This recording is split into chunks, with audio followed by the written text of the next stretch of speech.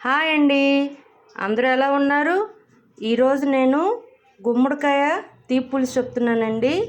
దీనికి కావాల్సింది గుమ్మడికాయ ఒక హాఫ్ చెక్క తీసుకున్నాను. మీడియం సైజ్ గుమ్మడికాయ తీసుకొని దాంట్లో హాఫ్ చెక్క యూజ్ చేస్తున్నాను.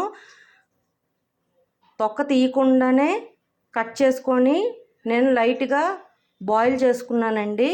బాయిల్ చేసుకోకపోయినా పర్వాలేదు, కానీ నేను బాయిల్ చేసుకున్నాను తొందరగా అయిపోతుందని. మీడియం సైజ్ ఉల్లిపాయలు 2 ఇలా ఇంట్లో కట్ చేసుకున్నాను.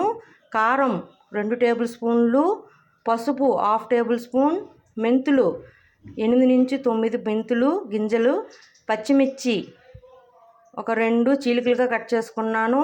1/2 టేబుల్ స్పూన్ జీలకర్ర, 1/2 టేబుల్ స్పూన్ ఆవాలు, చిటికెడు ఇంగువ, 1 రెమ్మ దాకా కరివేపాకు, 2 ఎండుమిరపకాయలు, లెమన్ సైజ్ అంతా చింతపండు నానబెట్టి ఉంచుకున్నాను. బెల్లం మీ తీపి తగ్గట్టు మీరు వేసుకోవచ్చు. నేను లెమన్ సైజ్ అంతా చింతపండుకి 5 to 6 టేబుల్ స్పూన్ బెల్లం తీసుకున్నాను. ఉప్పు తగినంత, ఆయిల్ సరిపడా అంత. బాండీ తీసుకొని దానిలో 2 టేబుల్ స్పూన్ ఆయిల్ వేసుకున్నాను. ఫస్ట్ దాంట్లో మెంతులు వేసుకుందాం. అవి చిటపటలాడాక పోపు దినుసులన్నీ వేసుకుందాం. మెంతులు బాగా వేగిపోయాయి. ఇప్పుడు దీంట్లో ఆవాలు, జీలకర్ర, ఎండుమిరపకాయలు, పచ్చిమిర్చి, ఇంగువ అన్నీ వేసేసి వేయించుకుందాం. ముక్కలుగా కట్ చేసుకున్న ఉల్లిపాయ ముక్కల్ని దీంట్లో వేసేసి మరీ ఎక్కువగా వేయించకండి, జస్ట్ లైట్గా వేగితే చాలు.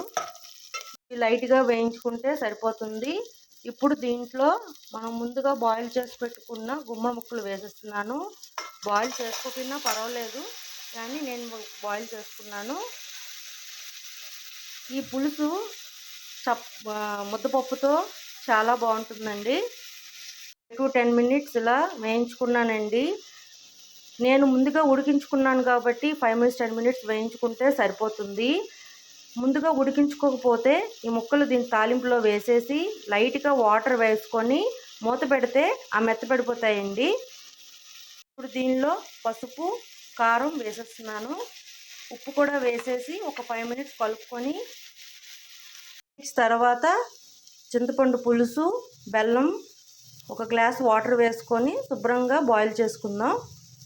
ఇంట్లో చింతపండు పులుసు, బెల్లం, ఒక హాఫ్ గ్లాస్ వాటర్ దాకా యాడ్ చేసుకున్నానండి. ఎక్కువగా పలచ కాకుండా కొంచెం మీడియం కన్సిస్టెన్సీలో ఉంచుకోవాలి.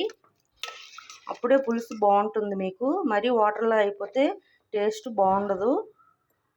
దీనిపైన మూత పెట్టేసి ఒక 5 to 10 minutes బాయిల్ చేసుకుందాం. ఇది ఉడకడం స్టార్ట్ అయ్యిందండి. కొంచెం ఉప్పు సరిపోలేదు, వేసుకున్నాను. పులుపు తీపి అయితే సరిపోయింది కరెక్ట్గా. ఇది ఒక 5 minutes బాయిల్ చేసుకున్న తర్వాత మనం సర్వ్ చేసుకోవడమే. పులుసు రెడీ అయిపోయిందండి. ఇప్పుడు వేడి వేడి అన్నంతో ముద్దపప్పుతో సర్వింగ్ బౌల్లోకి ఈ పులుసుని తీసుకొని సర్వ్ చేసుకుందాం. ముద్దపప్పు, ఒక బ్రింజాల్ ఫ్రై చేసుకున్నానండి. బ్రింజాల్ ఫ్రై చేసుకున్నాను. గుమ్మడి పులుసు కాంబినేషన్ చాలా బాగుంటుందండి. మీరు కూడా ఒకసారి ట్రై చేసి మీకు ఎలా వచ్చిందో నా కామెంట్ సెక్షన్లో పెట్టండి. అంతేనండి, తీపి గుమ్మడికాయ పులుసు రెడీ. మీకు నచ్చినట్లయితే like, share and subscribe it. Bye.